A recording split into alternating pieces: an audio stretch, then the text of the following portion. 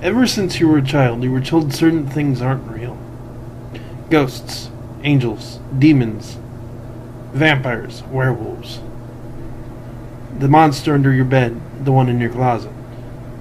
It's a comforting thing we've all been told all of our lives. But what do you do when you find out that the monster under the bed isn't so imaginary? What do you do when you find the devil is real? Sometimes people find these things out, and that's when they come to me. Join me, Kevin Mears, demonologist, for a look at the paranormal on my new YouTube video, Paranormal Encyclopedia. We're going to be talking about the things that go bump in the night and why sometimes there really are such things.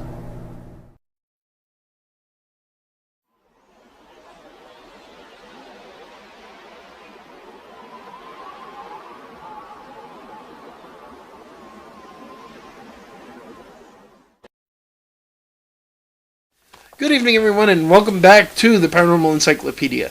I'm your host, Kevin Mears, and of course... I'm the skeptic, Dru Rusanski. Token skeptic. Token skeptic, and the one hoping to discover things with you. But tonight we're going to talk about one of Dru's favorite topics. Werewolves. So, the modern conception of the werewolf is almost 100% derived from the movie The Wolfman. Classic horror. You have a guy who transforms under the full moon because he's been infected by a bite, is only vulnerable to silver. Actually, you're not correct. Or beheading. Several of those tropes started with the movie Werewolf of London. True, but they're being popularized by the Wolfman, but the Wolfman didn't actually create most. The one thing I know that off the top of my head, the Wolfman specifically created was the silver, and we're going to get to that because most of the people out there probably think silver is folklore. Thing I'm trying to get at: those are not your werewolves of folklore. And despite the fact that nearly every culture across the world, to my knowledge, but that does not, proof of absence is not, absence of proof is not proof of absence, I just haven't heard of it yet. But to my knowledge, there is some variation of a werewolf within every culture. Whether you're talking about the Navajo skinwalkers, or you're talking about the were-tigers, to put it into an anglicized version, of India. Kitsune of Japan. Mm-hmm. Africa has people that turn into lions, and lions that turn into people. China has the fox that tries to become human and take on human form. But Europe seemed to have a fascination with wolves. It wasn't strictly wolves all the time. There are many other forms, animal forms that one could take, but bears were pretty common in Scandinavia. In Scandinavia, wolves and bears were common. In Greece, weasels were very common in antiquity. Well, they had one of the first known werewolf stories is Greece. Mm-hmm. So, what does this wind up meaning? You could either go with, yes, they are real as a concept, and they exist across cultures because they're real. You can go with the concept that they are a manifestation of the animalistic nature of man, which is in conflict to the idea of civilized humanity. You can go with the concept that it is mankind creating a character or a monster, depending on story, from what they saw in everyday life. They'd see animals and they'd see people. But my job is not to analyze the why or the how, simply the what. I'll get into some of the theories, because I am actually familiar with some of the theories, both the mystical and the paranormal, and there's even some criminological theories about werewolf legends. And medical. Yep. So, werewolves are pretty much around as long as we have written stories. Well, not just werewolves, but were-creatures, as in humans that can transform, or animals that can transform into humans. There's even cave paintings that suggest shapeshifters. So this is before recorded history, folks. The Druids are believed to have that power, and the Druids were from a Celtic culture which did not have a formalized form of writing to pertain to large stories. Yes, there are the Celtic or the Irish symbol of lines that I'm blanking on the name of. But generally, the stories were not recorded until later down the line. Typically, the Christians showed up and recorded and stuff. Yeah, I'm sure you guys will definitely yell at me for that one. Oh, no. You're going to get hate about it. Just about everything we talk about, trust me. So, there is... I'm trying to think. One of the best examples of were-creatures would be the Berserkers and Ulfzerkers of Scandinavia. Why am I starting with them? They are recorded in regular annals of history, not storybooks, not far-fetched legends, records of battles, which are generally by historians considered exaggerated, but good. They exist within legal records. They exist as a society regardless of whether or not you believe in any mystical powers that they may or may not have manifested. So who are they? Berserkers. Most people have heard the term berserk, and I'm going to assume that a fair portion of you are already familiar with the idea of berserker. Guy who goes into battle completely naked, biting on his shield, frothing at the mouth, completely mad. The only thing he's wearing is a bearskin cloak, which is the origin of the term berserker, which means bare skin, or bare-skinned.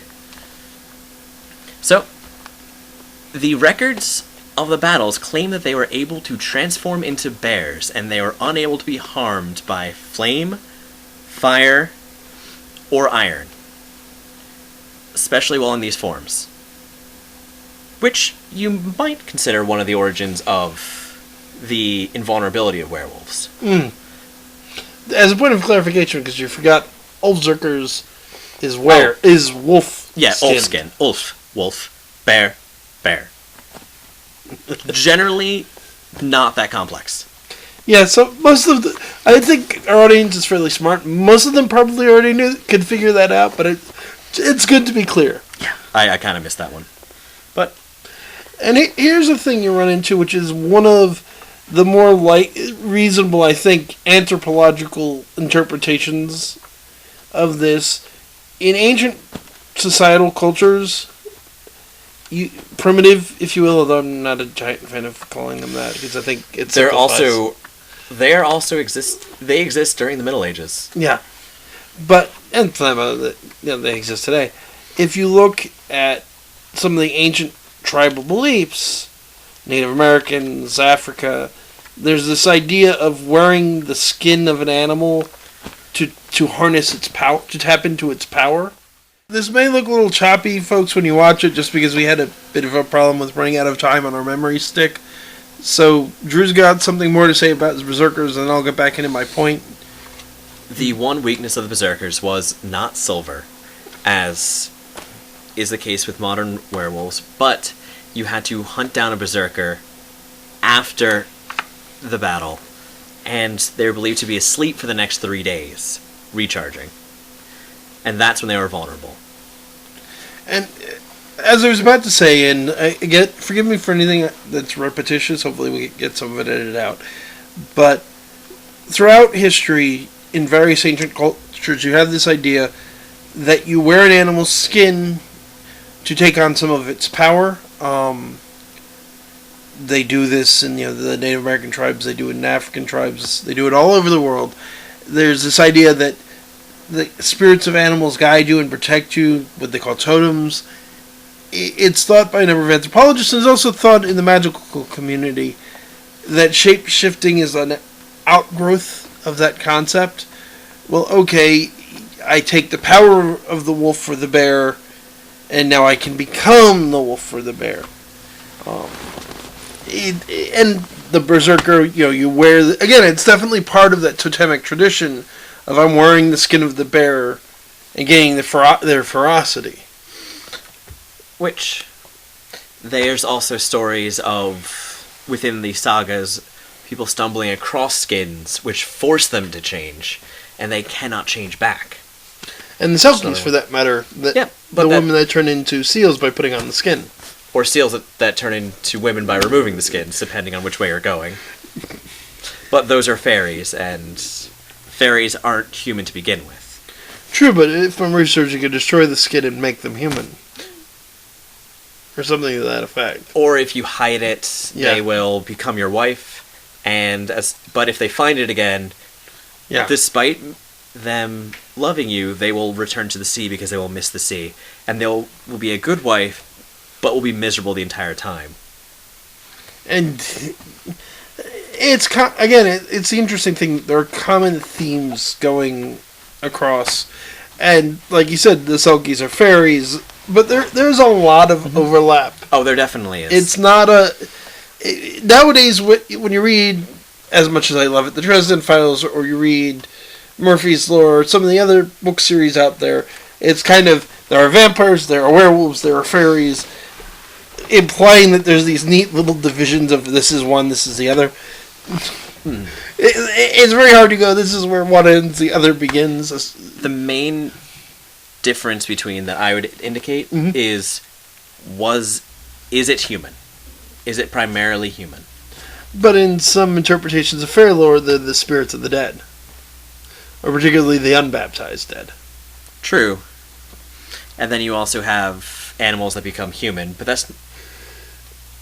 Werewolf, as it stands, would not be that, meaning, just from the word itself, meaning man-wolf, were being man, and the old Anglo-Saxon word for man. Which is something to keep in mind that occasionally happens in pop culture. Saying were people is kind of redundant since you're saying man. Or man people. Yeah. So, you then get Christianity on the scene in Europe. That changes some things to a degree. Why? You have the belief that mankind is created in God's image. What does that actually mean?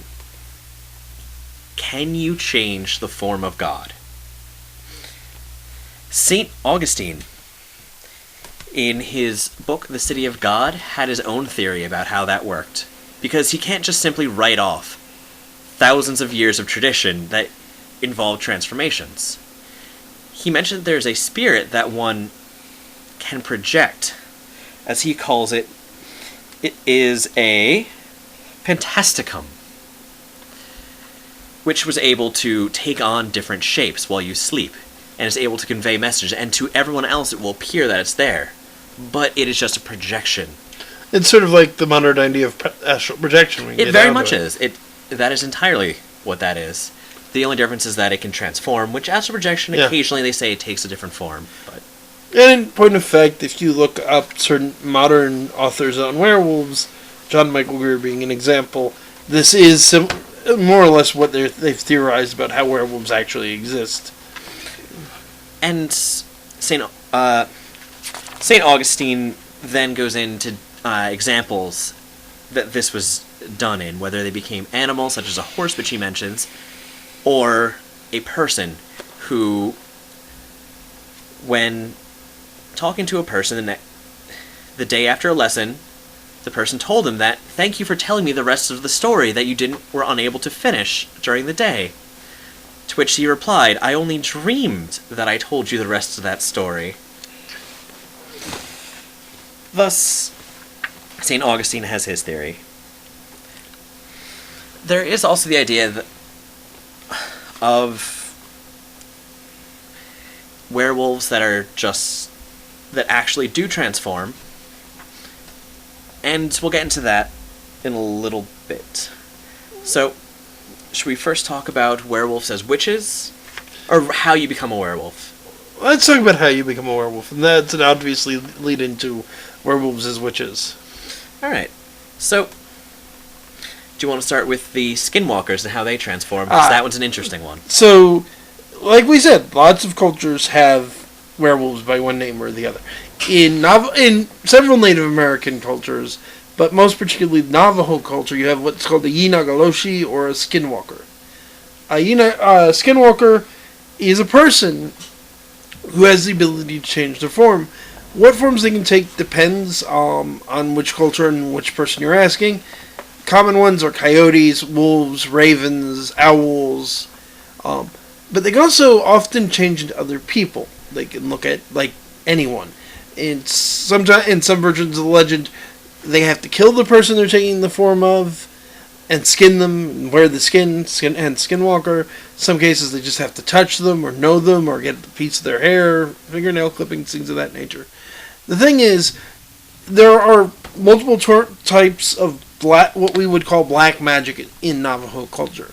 The most powerful of the three types is called the Witchery Way, which is the type the skinwalkers use.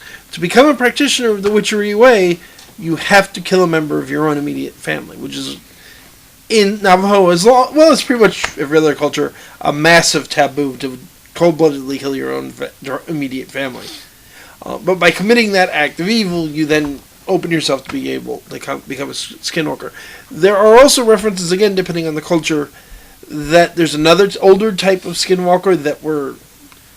It's an oversimplification to say angels, but essentially they were messengers sent by the Navajo divine to teach man various magical skills and abilities that stayed behind, became corrupted, and they're the original ones, and then the ones that most people think of are actually their students.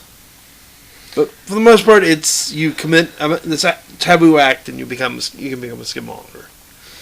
Well, there is some elements of the taboo in Western cultures, particularly European, which American stories get a little hairy because you just get so many different... We're a mix. But generally, it winds up falling into a couple different categories. The closest thing to that would be through witchcraft, which is a massive taboo in, obviously, Christian cultures.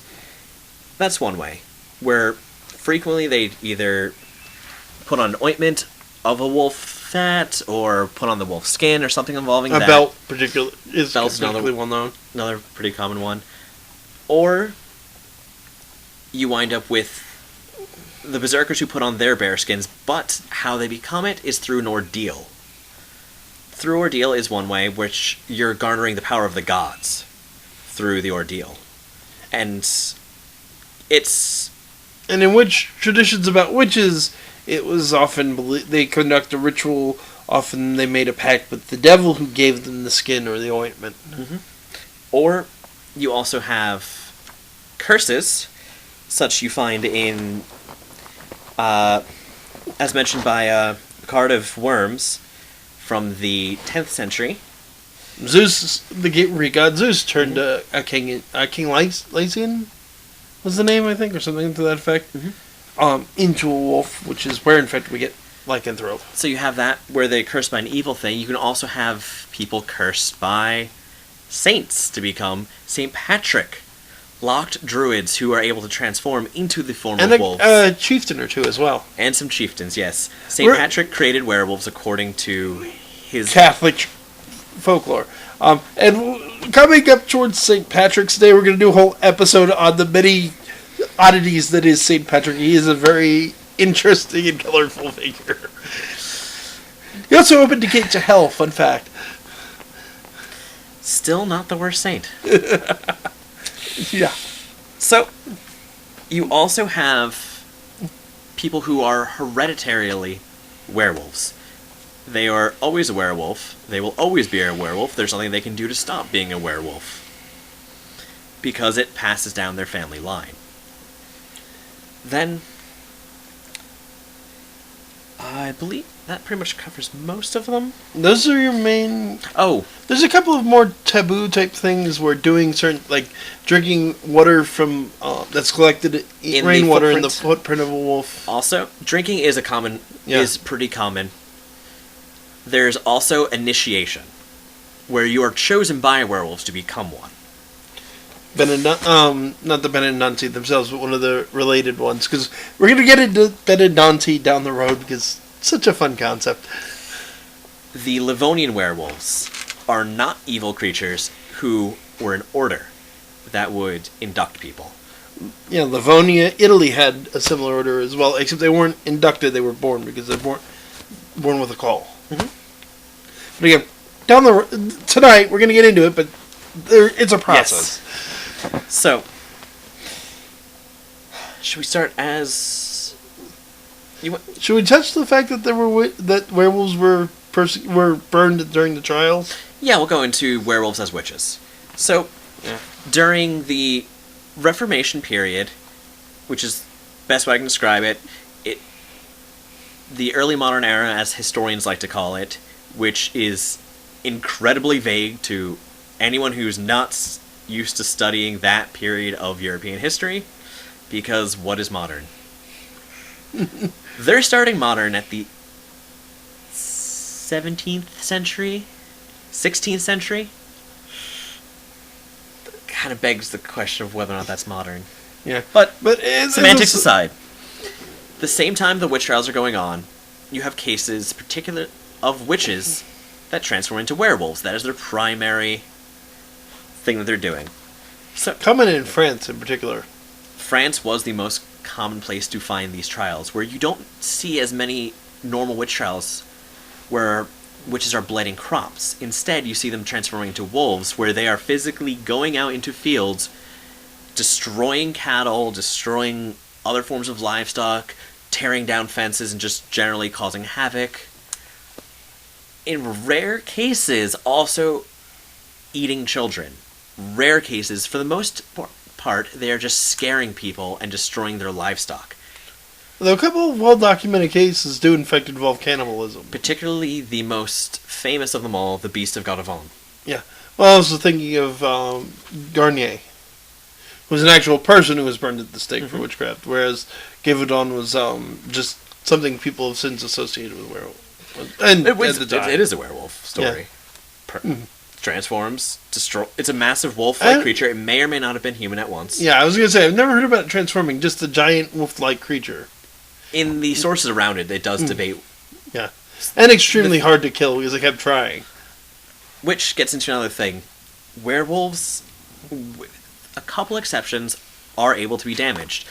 The principal way that you identify a werewolf is by damaging them while they're still a wolf, and the wound will still be there on the human.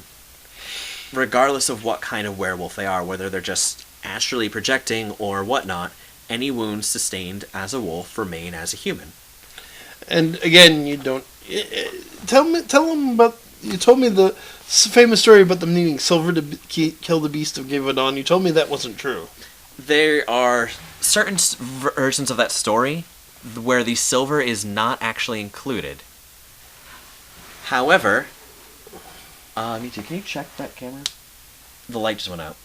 Okay. Yeah, the battery died. I think we just keep going on as audio. Okay. Just because if it's Too like much. at this point... No more. Yeah. Okay. No, then heck with it. We just go with what we got. Is it dead? Come on. Because the light was flashing for the past 5 minutes. Anyway. But yeah, we're going to keep going. The camera may have cut out yet. I'm going to plug it now instead of at the end. Folks... Yeah, battery's dead. Yeah, the battery... We were filming this on a camera. As you've noticed, by now the camera's out. I hate to keep plugging the money, but we are definitely in a position where we could use a little more fundage. If you could please go to the Patreon, the link of which should be below me right now. Help us out, anything you can do.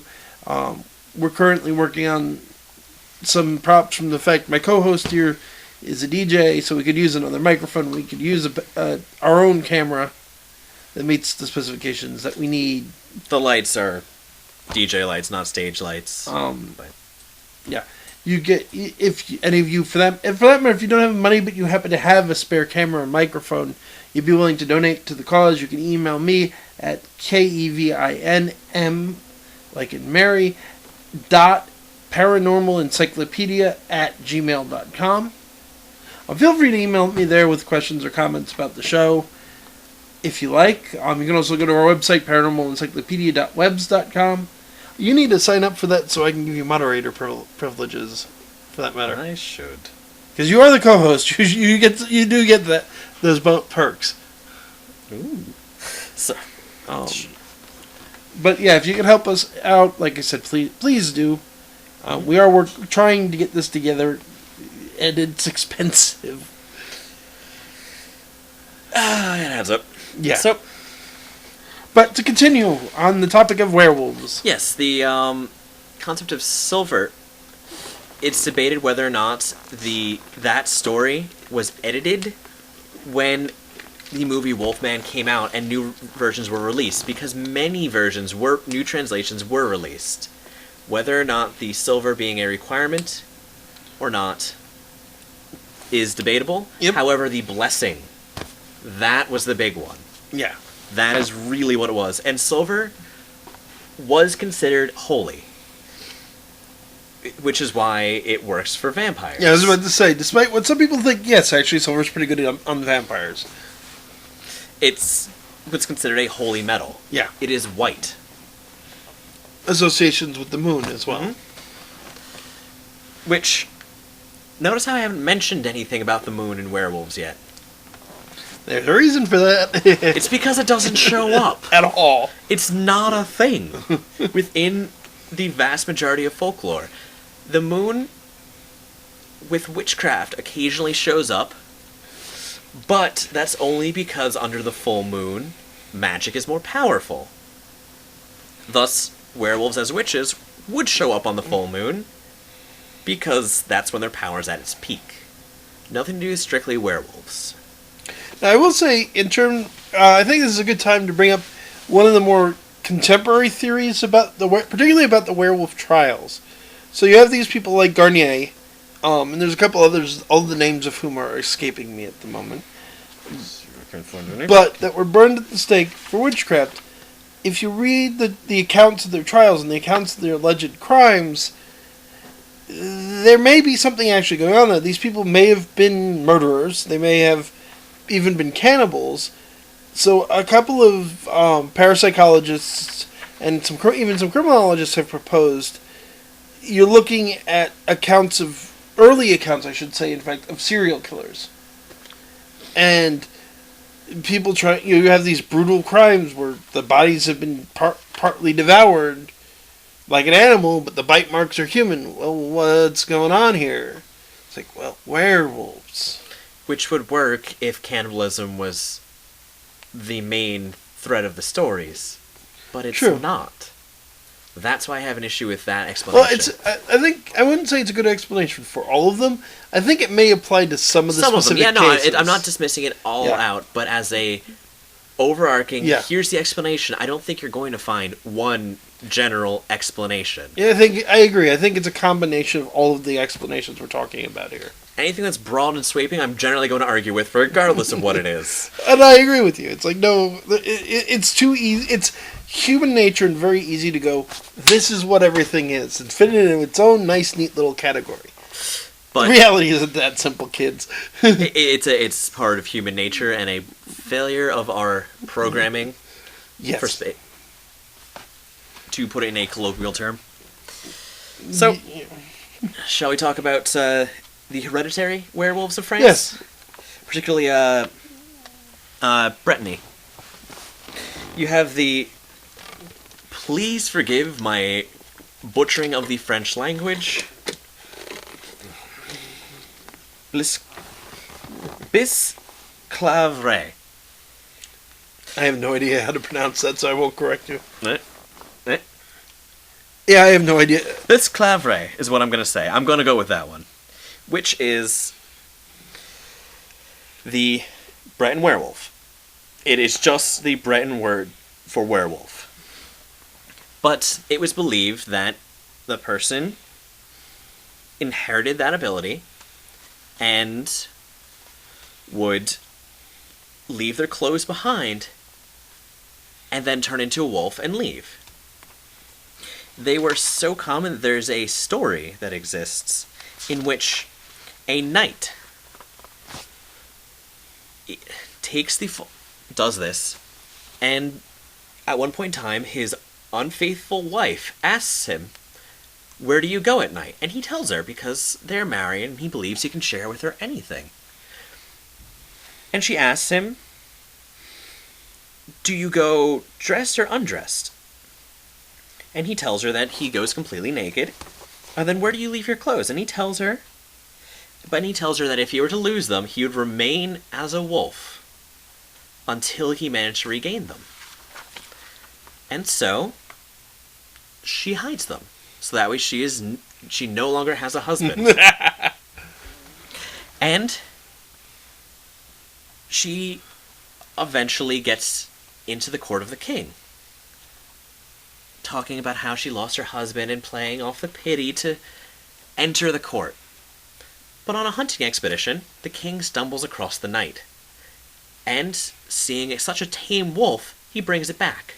A wolf that shows a surprising understanding of the French language. And anytime he sees this woman, barks wildly and snarls. Eventually the king picks up that it's not actually a wolf, but a bisclavre. At which point, he forces the wife to give back the clothes.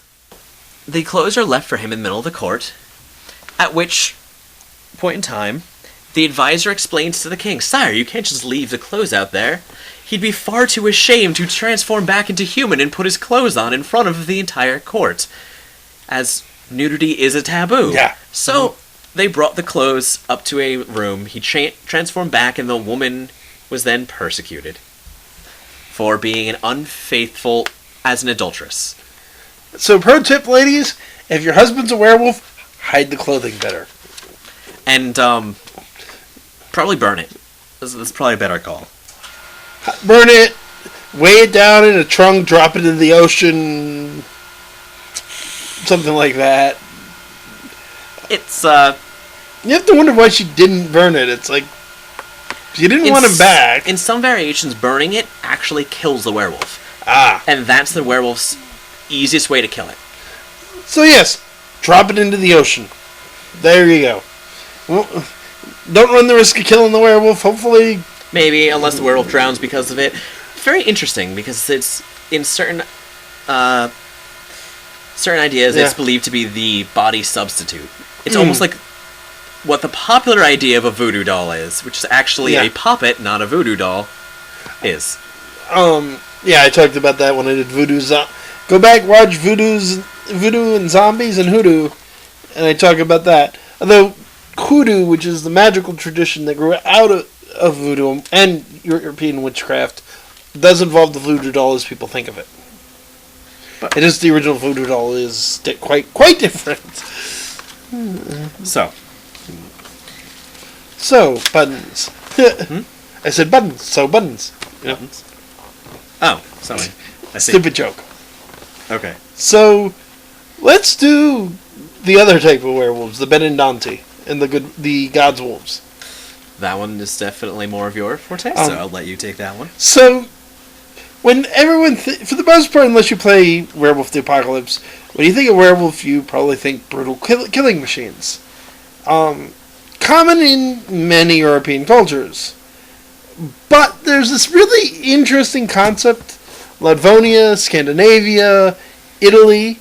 In Italy, they're called Benindante, which translates as good walker, which puts them at the opposite from the Maledante evil walkers.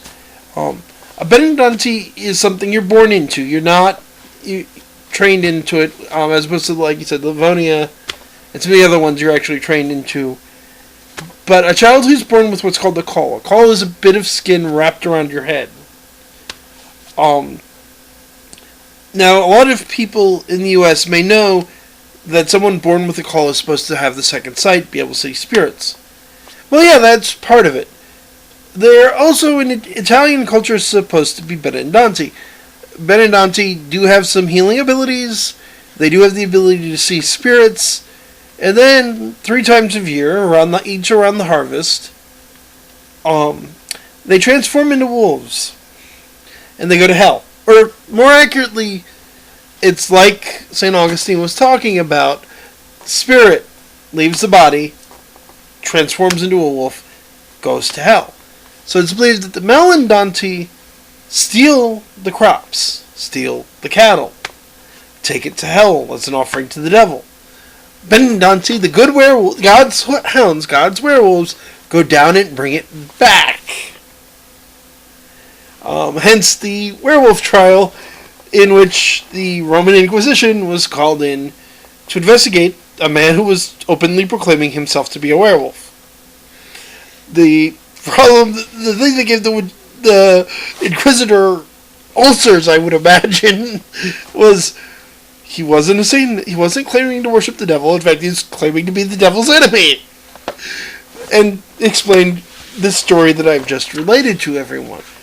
Which is why he was sentenced as punishment to 10 lashes, which because of his age it's like, hey, we sent you to 10 lashes, but since he was in his 60s or something at the time, they didn't actually lash him. Now, never do that again. And that was it. So, then you have almost an identical story from Livonia. Interesting thing is, the likelihood that story actually happened to convey from Italy, whereas to Livonia, possible, but primarily Livonia dealt with Germany. Mm-hmm. The Germans did not have a concept of this. Yeah. They were always witches in Germany. And the Livonians had an order you'd be initiated in. You would be brought in, you would actually transform into a werewolf. And you'd travel around as a werewolf a part of the year. You would steal cattle and various other things from the villagers, but they were okay with it because you run to hell, steal back the crops that witches and sorcerers had stolen or given to demons to bring back. And you would show up with lash marks on you from the devil's lashes. The devil. Or the demon. And the demons, yes. Why are they transformed into wolves? Simple. Wolves run so much faster and quieter. They run fast, they run quiet, they got big, sharp, pointy teeth. Although they weren't fighting. Just run and go. It's generally the way they did this. And they would occasionally take food as payment for their services. So they considered it justified, and the peasants also considered it justified. With a couple of exceptions, in the trial of Theus, as he's identified, in a 1691 trial, mentions that there was one in his number that was kind of a jerk and would steal more than they needed. But they'd eat it anyway, because waste not, want not, I suppose. The Inquisitor also asked, do you cook your meat or eat it raw? At this point, I think simply out of sick fascination and confusion, hoping to catch this old crazy guy as he it's something to burn him at the takeover or something. In which the guy responds, "We cook it, of course. What do you think we are?" The Inquisitor, to be a fly on the wall of that Inquisition, then asks how they are able to start a fire as wolves. The man doesn't really have a response for that one. And does mention that same guy who's kind of a jerk does sometimes eat it raw. But he's weird. We don't... He does good work, but there's always one. But the most interesting thing about that one, in my opinion, is the way one becomes a werewolf. They gather up their cadre of werewolves, which there would be several across different areas, but they'd work in the modern idea, a coven. Mm-hmm. They'd get together, and one of the werewolves would take a cup, drink from it, and then pass it to their new initiate. And the initiate would say, "What has happened to you, so may it happen to me." And when he drinks it, the power from the old werewolf is transferred to the new one.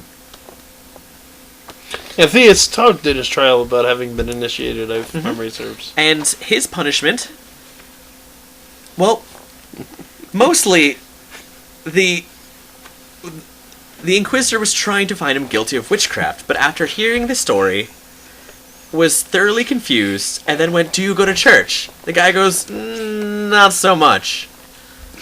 "Do you believe in Christ?" "Sure, why not?" Have you been baptized?" "Maybe." To which the Inquisitor's only final conclusion was, "I just go to church. Just take a step back.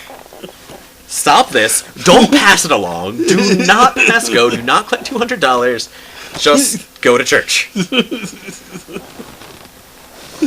Because the guy was already going to retire, and that's why he came out and forward. Which just makes you wonder, is there anyone out there still that considers themselves part of this tradition? I have no idea. I'd open it up. I'm hesitant to do this, but hey, if anyone out there happens to know of any modern people claiming to be part of the tradition, put a link in the comments or on our message boards. Of course, and we're not. I guess it's sort of worth chiming in. We don't mean other kin. Are you familiar with the idea of the other kin? Yeah. Okay, for anyone out there who doesn't know what I mean, be grateful, but basically other kin are people who think they're werewolves, vampires, angels, half-animal people. Some of them even, like, a friend of mine actually used to know someone who claimed to be the Archangel Michael. No, you're not. Oh. That's no. Just no. You'll see people think they're vampires or where. You know, real simple test, folks. If you think you're a vampire, do the following. Find your pulse. Do you have a pulse? You're not a vampire. If you can't find your pulse, hold a mirror over your face. Do you fog up the mirror? You're still not a vampire. Did you wake up in the morning in a coffin or, in a coffin buried in the ground or in a bed? Yeah. And people watch too much bad fiction. A coffin you bought and put a mattress in does not count. No, you actually have to be buried in a grave. Especially at a crossroads. Yeah. You think you're a werewolf? Do you have the power to transform into a wolf? At all? Can someone attest to this? Yes. Can you put a video of it on YouTube and link it in the comments? Well, it might be too public. You don't want to get it out there that you are in fact a werewolf. That's fine. Just email it to us a video. Yeah. We won't share it if you don't want us to, but some kind of actually, that makes it worth mentioning. There is a contemporary account of a werewolf that, while it wasn't videotaped, photographs of it exist. And we can edit one or two of those in because they're public domain enough. But there's a gentleman by the name of Bill Ramsey. Bill was an Englishman who would periodically, not under his own control, but then again not under the full moon either, go into rages and attack people. The little, you'll see in the pictures, kind of not a very big guy, thin, scrawny, managed to lift a 200-pound police officer over his head with one hand and choke the life out of him. Bill was considered demonically possessed. He was brought to the United States by Ed and Lorraine Warren, and ultimately an exorcism was performed by, sadly, we just lost him, Bishop, mixing bishops here. Bishop McKenna, Robert McKenna. And my condolences to the people who knew him. I did not know Bishop McKenna any more than by reputation, but from everything I know, he was a very pious and wonderful man. But yeah, you can Google and find more about the story. The Warrens did a book about it called Werewolf. It is a contemporary case of demonic possession. The man physically, he didn't sprout hair, but his fingers would arch in odd ways. His face would actually change, and you can find photographs, and we'll try try to include one in since we have lots of spare space to put in pictures and things of that nature. It is a contemporary example of werewolfery. There are other modern examples. The only other one I know from first-hand experience that I'm not going to get into here because of sources was also a case of demonic possession. Where in Ramsey's case it wasn't voluntary, the other case was in fact a form of witchcraft. I'm inclined to, being the believer as opposed to this skeptic, I'm inclined to believe something is legitimately going on in at least some of the cases that is preternatural. To clarify, because this is a common mistake people make, supernatural properly means something that originates from God. If you actually look it up in the dictionary, it specifically means God. Something that's of the devil is not supernatural. Unless it's a very modern dictionary, in which case they have adjusted the meanings as or they have multiple are wont meanings. to do. Yeah, the original proper meaning of supernatural is it originates from God. So miracles, acts of angels working for God, yes. Acts of Satan, no. Preternatural would be a more accurate name for something coming from the devil. In the paranormal, in the more informed paranormal community, particularly among demonologists, if you're talking about God or an angel, you say supernatural. If you're talking about Satan and his demons, you say preternatural. Having the education I do, usually will say that, so that's my little rant about correct terminology.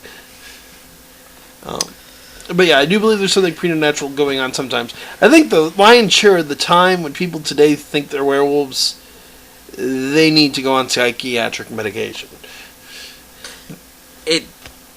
Honestly, schizophrenia does explain a fair portion of the delusions. There is, in fact, the specific delusion known as clinically as lycanthropy. In addition, certain people have dreams that they find difficult to distinguish between reality. Also makes sense. There's some people that will claim that it's a description of rabies, but in certain cases it makes sense. In some historical cases, I think a rabid wolf might get a wolf that's behaving completely out of character. People think maybe it's a werewolf. Maybe the wolf's just rabid, or a human that's rabid that's gone into the last stages and is berserk, going crazy. Because they will move in odd ways. They won't occasionally. They won't show the natural fear most animals have of humans. Yeah, it does explain some of the cases, but once again, not all of them. I would also argue, again, jumping back to my side of the fence, demonic possession of animals may account for some of it. Because you have a wolf that's behaving very oddly and very intelligently and doing things wolves shouldn't be able to do. You at that require human levels of reasoning. Are you talking about a werewolf, or are you talking about a demonically possessed wolf? Demons can and do possess animals. But again, the lion's share of the time, there's probably a simpler explanation. And there, again, as we've already said, there isn't a single simpler explanation. We've listed close to half a dozen, I think, so far. Yeah. And I think all of them are true in some cases. You also forgot the pagan supernatural, as in deriving from the gods. In which case, you have the stories of different gods manifesting as different animals. As well as Zeus liked to take lots of shapes, and in every one of them, somehow managed to impregnate someone.